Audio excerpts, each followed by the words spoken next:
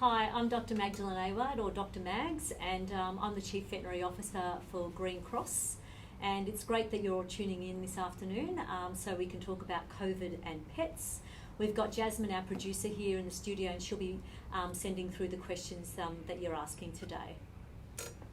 And I'm James Carroll. I am an emergency vet and I'm also the operations manager alongside a few other people in our specialist and emergency group around Australia.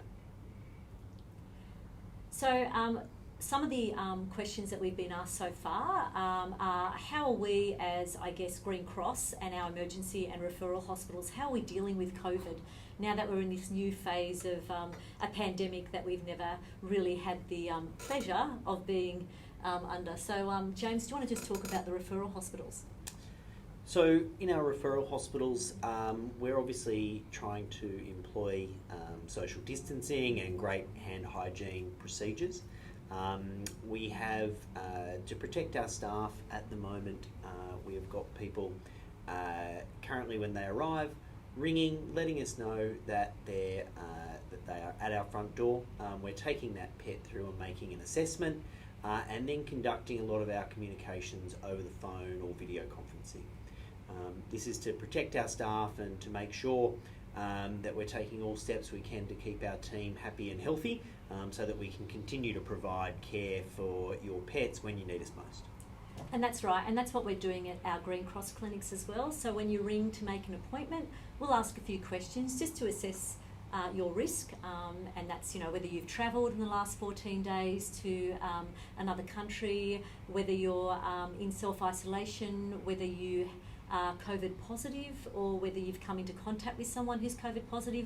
All those questions are really just to screen and determine the risk of you to our staff. And once we've determined that, we can give you a course of action. So we would ask that most people that are making appointments, that they call us first, and when you arrive at our clinics, as James said, that we will ask you to wait in your car and then call you when we're ready to see your pet. These are what we call minimal contact procedures, and the reason we're doing that is to prevent our staff, our frontline healthcare staff, from having face-to-face contact with pet owners, because we know that social distancing is a way to reduce the risk of coronavirus infection, but also to reduce the risk of our clients congregating in our waiting rooms, which is also a risk because we can't guarantee that if 20 people are in a waiting room that we can apply social distancing rules. So we've done that to protect our frontline teams as well as our pet owners. And we're still here, ready to help you. We're on the other end of the phone. And we've put these measures in place to make sure we can continue to do that for the foreseeable future. And we know that pets are going to get sick, you know, at all hours of the day, whether it's in the evening going to an emergency centre or during the day at our general practice clinics. And we want to be there for your pets. So the most important thing for us is that we make sure that we keep our team safe. We also have, through our Pet Barn stores, click and collect options where you can go online. And you can make your purchase online and then determine which store you want to pick up your purchase from. And when you come to pick up your purchase, we will put it straight in the boot of your car. So that, again, minimal contact or zero contact to make sure that we're keeping everybody safe. Okay, we've got some questions coming in now. The first one is, how can I protect my pet and myself from COVID-19? So the most important thing is social distancing. We have all been asked to keep a distance of about 1.5 meters from each other. And I think if you social distance and keep yourself at home as much as possible and only go out when you need to, that's a really good way to limit the spread. The other most important thing is that we practice fantastic hand hygiene, and that means that we should wash our hands with soap and water all the time. In terms of our pets are with us, and we should always make sure, regardless of COVID or no COVID, that when we are handling our pets, we always wash our hands before and after, especially when we're handling them or when we're handling their food bowls or water bowls. That's just normal because there are other zoonotic diseases that pets can transfer to us. So we just want to make sure that people are social distancing and also practicing good hand hygiene. And our pets will be practicing a form of social distancing as well, given that we will be out and about a lot less, and our pets will be with us. They will not be interacting with other people near as much as they are normally. Okay, we've got another one that's come in by Instagram, and it's if I've got an appointment tomorrow with my local Green Cross vet and I've not been feeling well, what should I do? Should I still attend, or do I need to let them know? Okay, that's a great question, because the one thing we want everybody to do is to pick up the phone and give us a call.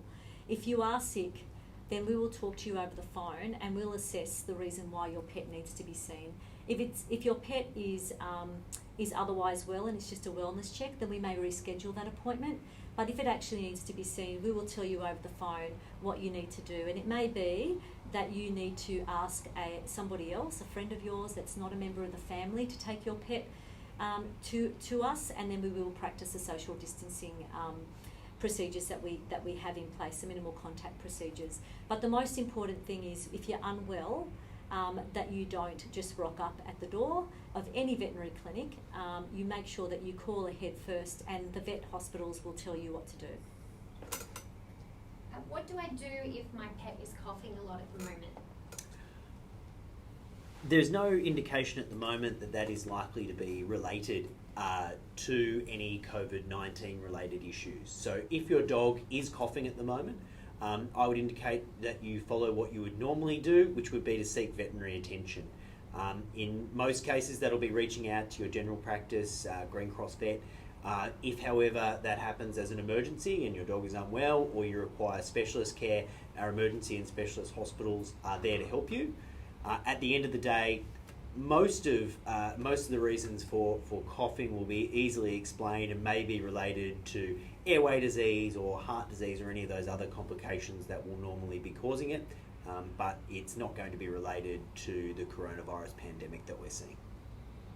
Okay, I've got another one that's come in through Facebook, and it's, I live in an apartment. How can I prepare my dog to self-isolate, and how do I keep him stimulated? Well, self-isolation is much easier in an apartment because you're stuck in there. Look, dogs are companion animals, and they're very social, and so actually keeping them with you is probably going to cause them more pleasure than pain. They would love to see us work from home every single day, regardless of this pandemic. The most important thing is that, let the dogs come to you. If they want to interact with you, they will do that. It's really important that you keep dogs stimulated. There are lots of things that you can do. There's food puzzles, there's scent work that you can do with them. And the most important thing to understand is that, if you are self-isolating, there is a reason for that, and you really shouldn't be leaving the home. For most of us at the moment, we're still able to go on walks. We should obviously be practicing social distancing when we do that. And this is a great routine that your dog probably loves.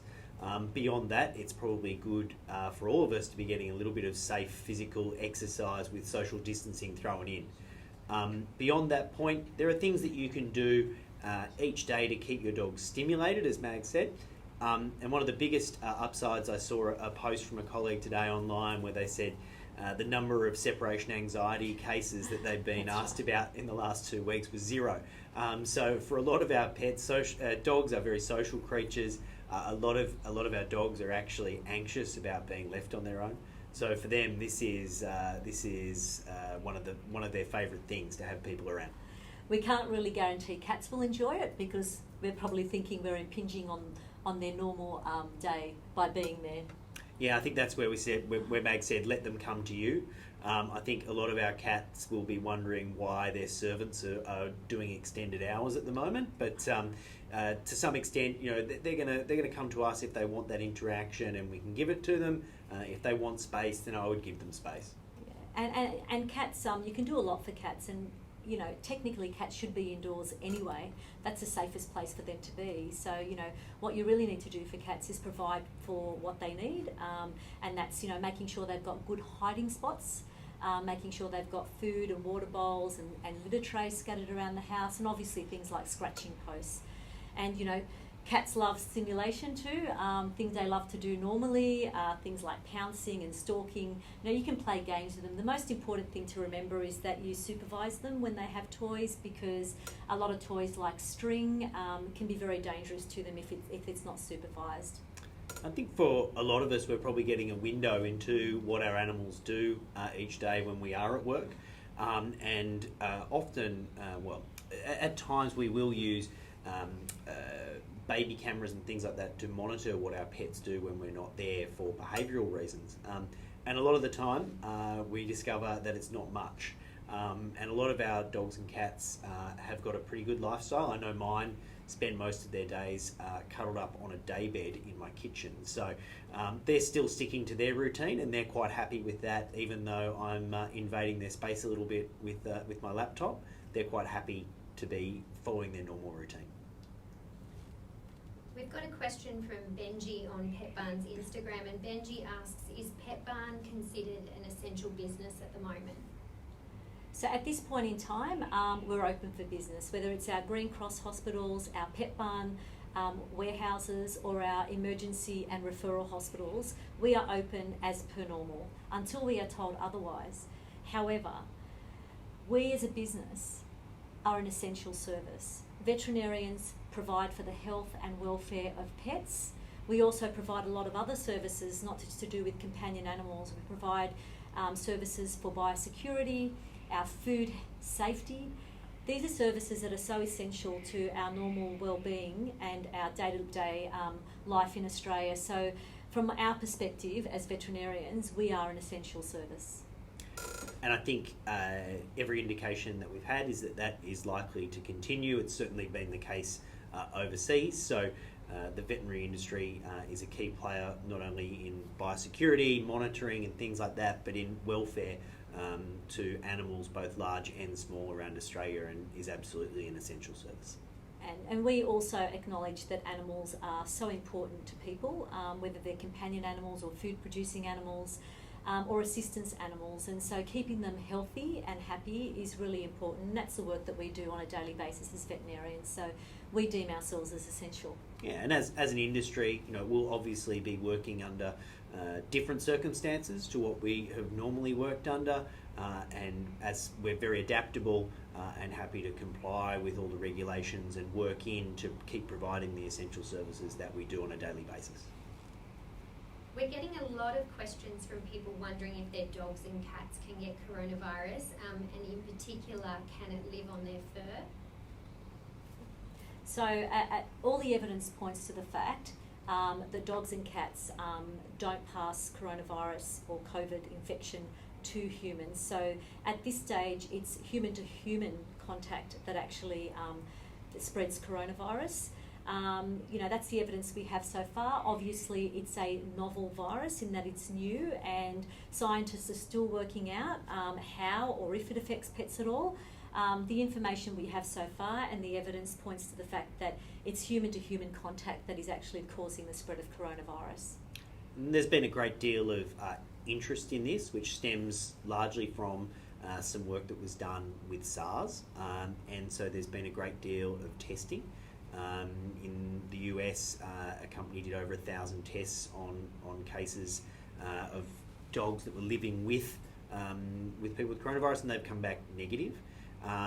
There has been some coverage around the fact that coronavirus was isolated from a dog or from two dogs, but it's very unlikely that they are able to infect humans. So a tiny bit of virus has been isolated from this dog, but there's no evidence that the virus would be able to find a nice home within those dogs and actually replicate and be passed on. That's right, and those dogs that were COVID positive in Hong Kong actually never got sick from coronavirus, and the levels that they had were extremely low, not enough to sort of pass it on to humans.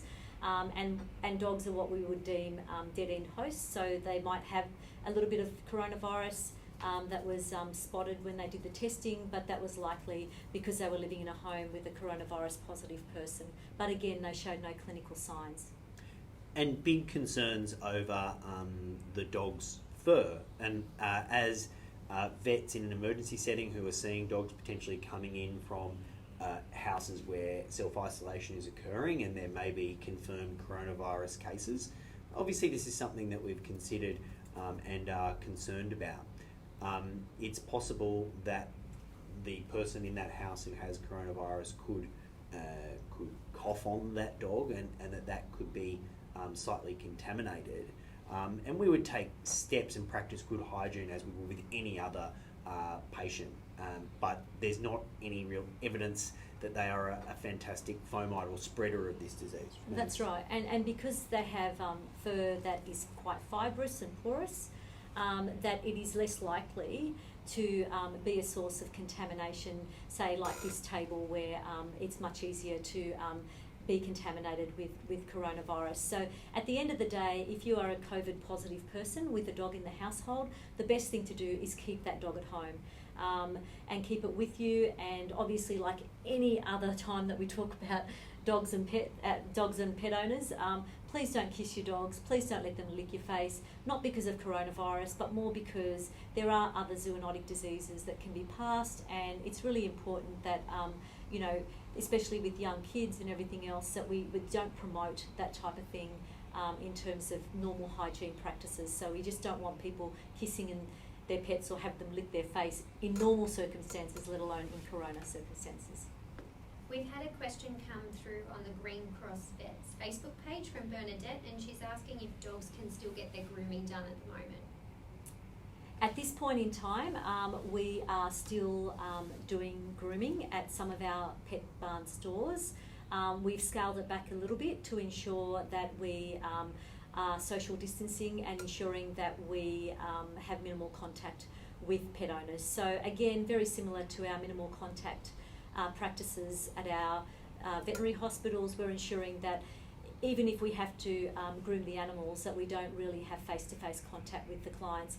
And there's really important reasons why grooming is still happening. It's because for many animals, grooming is essential, especially those long-haired dogs and dogs that have mats. So we're very conscious of the fact that we have to practice social distancing and ensure that we have good hand hygiene after handling animals. Another one has come through on the Green Cross Facebook, and this is from Catherine. She asks, I walk my cats and I'm worried about walking them now. Is there a possibility that they could get COVID-19 and then have it turn into FIP? It's a very good question in regards to FIP. So FIP is a mutation of a coronavirus, but it's nothing to do with the novel coronavirus that is related to COVID-19. At this point in time, I would answer that question very similarly to how we answered the question around dogs, which is that other humans are the most likely people to be able to contaminate your cat. And so if you are practicing social distancing and isolating yourself as much as you can from other humans, then that is the major risk of contamination for your cat.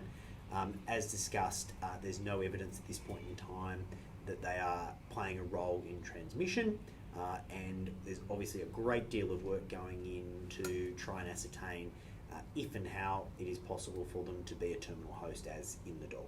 Yeah. So if you are just social distancing, you can still take your dogs or your cats for a walk. And again, one of the things that we don't really want you to do is congregate around a lot of people. So it really is important that you don't go to dog parks at this point in time, because it's going to be really hard at dog parks to, practice social distancing. So if anything, take your dogs for a walk if you are social distancing, but keep apart at least 2 meters from other people. Probably don't go to dog parks, because many people like to congregate there and have a good old yarn. And there are so many social and health benefits from having pets. It's one of the things that we see time and time again in the research, are the enormous health benefits, and a lot of these are psychological and to do with the increased social interaction that we get from having pets. At this point in time, as with other social measures. We have to practice social distancing, and that's why our dog walks, which are normally a great source of interaction and chat and linking us with other people in the community, we have to practice social distancing in that way as well. We've got some more cat questions coming through. In particular, how can I keep my cats busy when they're cooped up inside at the moment? That's a good question. Cats should be inside, as I said before, and there are so many things that you can do for cats. They can learn lots of tricks. They can also play with lots of toys. You can do a lot of things with cats. Their normal instinct for pouncing and for things like that, you can do that with them. You can have lots of toys. These little mice and things like that, and even string. But being very mindful that you need to sort of make sure that you supervise those interactions with cats. And as with anything, make sure you provide them with what they need first. So scratching posts are a good way to keep them occupied. They love to do that. And cats being creatures that need to hide, making sure they have somewhere to hide, when things get stressful or when they need to do that is really important. And you can utilise their food as a game, so particularly if they're eating dry kibble, you may be able to do that piece by piece down the hallway and have the cat pounce on that as a simple game where you can adapt the cat's normal routine into something far more interactive and playful, which might mimic some of their previous activities that they were more used to. And now that we're at home, we're probably feeding our animals a little bit more, so let's all be mindful of that, and perhaps maybe we should just make sure that if we are playing games with them with food, that we aren't sort of adding that food to their normal diet. We just sort of use it as part of their normal daily intake, because it is likely that we are feeding them more, because we know that just like with us, when we're home, we probably eat a little bit more. So if we can just make sure that we aren't adding that to their diet, and that would be really great. Try not to turn the coronavirus pandemic into an obesity epidemic on the other side. That's right. At Hello Bella has come through, and she's asking, is there anything that we can give our dogs to boost their immune systems at the moment? I would say at this point in time that, as with humans, the most important part of having a good immune system is eating a healthy, balanced diet and making sure that we provide all the nutrients that the dog needs. Luckily, in general, pet nutrition is probably easier than human nutrition because there are commercially prepared diets which are designed to tick all those boxes and be a complete and balanced diet for your pet. At this point in time, obviously one of the other cornerstones of good immune health is exercise, and so practicing those basic tenets of eating a healthy, balanced diet and small amounts of regular exercise are probably the cornerstones of preparing your own immune system, but also that of your pet. And the other thing that helps with their immune system is keeping them healthy. So, making sure that you keep up with your preventatives, making sure that you aren't overfeeding your animals and causing issues there. So at the end of the day, all the things that we know keep us healthy and happy are the same things for our pets. Many of the diets, as James said, that are premium diets have all the nutrients and things to keep them healthy. The most important thing is that we don't overfeed on treats. Treats are wonderful for training and for rewards, but they shouldn't be on top of their daily intake in terms of calories. What we should do is use them as part of their daily calorie intake. We've got another one come through on Facebook. It says, I'm due to pick up 2 new pets in the next few weeks. Can I still do this? I'm not sure if they can come into our home, as we don't know if the breeders' homes might be carrying anything on their fur. Well, I guess one of the things that James said before was they are very less likely to be infectious to us through their coats. But what you can do is that if you're worried, you can actually bath them or wipe them down with a disinfectant wipe. But at the end of the day, they are less likely to be a source of contamination. In these times when we're actually working from home and home a lot, it's actually a really good time to introduce new pets into the home because you're there, and they'd be less likely to feel, I guess, stressed. There are many pets that do suffer from anxiety when people leave the home, so it's actually a good time to get them used to being at home with you, and you're able to at least get them into the home and nice and relaxed around people, because there's going to be kids at home, there's going to be people at home, and this is probably a good time to adopt a pet, actually. And we just need to practice the same preventative measures that we're urged to do in everyday life. So make sure that the household that they're coming from, no one there is needing to self-isolate or anything like that. And other than that, there's no obvious problems with it. This next question has come from @Chickens and Kittens, and they ask, I've seen some government messaging saying to keep distance from farm and wild animals. I have chooks, so do I need to take any precautions there? Well, this is an interesting question. I guess at this point there's no evidence that animals are a source of infection to humans. But like we were saying before, it's really important that we always practice good hand hygiene, and that we, as we were saying before, with cats and kittens, don't let them lick your face, or, always make sure that when you're cleaning litter trays that you wash your hands thoroughly afterwards. And just practice good hand hygiene like you normally would, and ensure that everybody else in the family is doing the same thing. Dave Marsh has written in and asks, is there a limit to how many people are able to be in the store at any one point in time?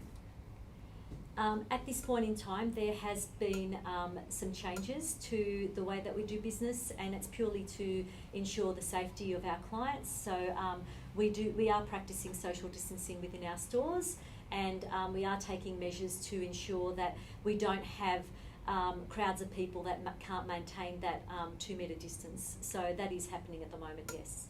Most of our clinics and even our pet barns are very large buildings, so we'll ensure that we comply with any government regulations in that aspect. But for the most part, that's why we've instituted our changes with minimal contact, is to make sure not only that we're compliant, but we're doing everything that we can to protect our staff and to protect our clients. And where we have waiting rooms that are quite small, that's why we're asking people to ring ahead.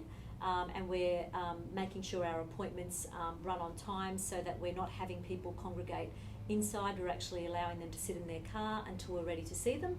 So all those sorts of measures actually reduce the need for people to be in a confined space where we can't social distance. Hey It's Rascal has asked, when people pat my dog, I always wipe him down with pet-friendly wipes when I get home. Is this enough, or do I need to give him a bath after he's patted every time? In this era of this pandemic, what I suggest is that people do not pat other people's dogs. I know there's an inclination to do that when you're out on a walk, but for many people, we don't actually know what types of dogs they're going to pat, and some of those dogs are highly anxious and fearful of other people or other dogs, and you just don't know whether or not they're going to fear bite, or whether or not they're going to be affected by you actually bending over and patting them. What I suggest you do is you maintain your social distancing of 2 metres, and for this period of time, you do not pat other people's dogs. Now, in normal circumstances, if you did want to pat someone's dog, if it wasn't a COVID pandemic, what I would suggest is you always ask the owner of the dog first, because for many pets, other people handling them is quite, they become quite anxious. So, yes.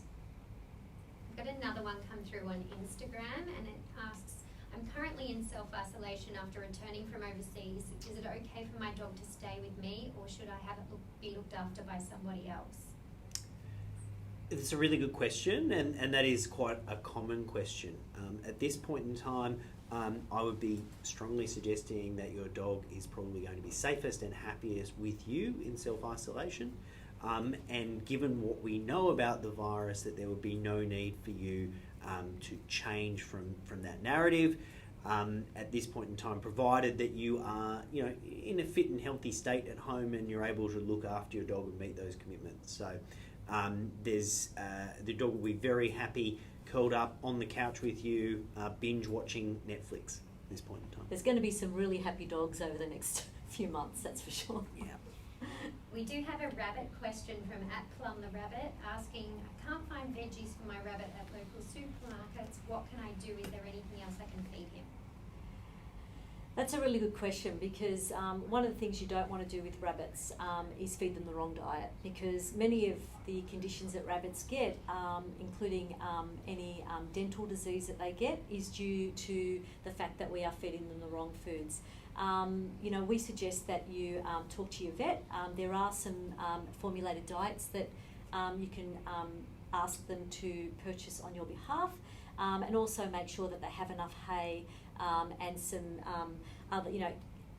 other greens that they can eat. But it's really important, if you are going to change your pet's diet, that you do it slowly, and you also seek the advice of professionals. So I would suggest that you speak to your vet when you're going to do that. And I think we've got time for 2 more questions, so we'll take a grooming one. And somebody here is asking, do I need to wash my dogs every day so that they can't carry anything in their fur? Generally speaking, the need to groom your dog will vary from dog to dog. In terms of washing dogs, washing a dog every day is probably not necessary in general. Brushing them every day may help stimulate oils in their coat and stop your dog from smelling, but there will be no need to wash your dog every day. Given what we know about the virus and how it's not overly good at attaching to dogs' fur coats, if you have coronavirus and you're sharing a house with the dog, then the dog is going to be self-isolated with you, and we would strongly recommend that you stick to that. Otherwise, I would pretty much progress as business as usual, making sure we practice good hygiene for our dogs, so washing them if they need it, and after we handle our dogs and cats, washing our hands, particularly before we eat or touch our face or do anything like that, as we should, in line with the guidelines that have been published by the government. And our final question for the day is from Instagram, and it's a cat one, asking how best to provide an environment that the cats don't feel stressed in. Since they've been working from home, the cat seems a bit more anxious than usual and has been spraying around the house. Okay, and we knew this would come up. So unlike dogs, sometimes cats can feel a little bit more stressed if their situation has changed, in terms of us being home a lot more. As I mentioned before, the important things to provide for cats are things like litter trays, preferably in areas that aren't high traffic areas or where there's a lot of noise. Ensure that that we've reduced the stress for them by providing hiding spaces for them. They like to be able to view the outside, so areas where they can look out. Scratching posts are really important, and really try and limit the changes to their normal routines as much as possible, feeding them at the same time, making sure that you have provided them with what they need, as I mentioned before. It's just so important for cats that we reduce the stress. Now, in terms of spraying, it's really important that if they are doing that you seek some veterinary advice, because at the end of the day there are many reasons for that. There are pheromone diffusers that you can use to assist with that. What I suggest is that you consult with your veterinarian if your cat has displayed those signs, because there can be other reasons why they are doing that. And golden rule would be the number of cats that you have, you need at least that number plus 1 of litter trays. So if you've got 2 cats, you need to have at least 3 litter trays in your house to provide them with the opportunities that they need, so that they can access the toilet when they need to. So if that's all the questions, James and I would like to say thank you for tuning in, and we hope that we have answered all your questions. Please keep sending the questions through. We'll try and answer some more online after this is finished. And thanks again for joining in, and we hope we've answered your questions. Thank you very much. Thanks.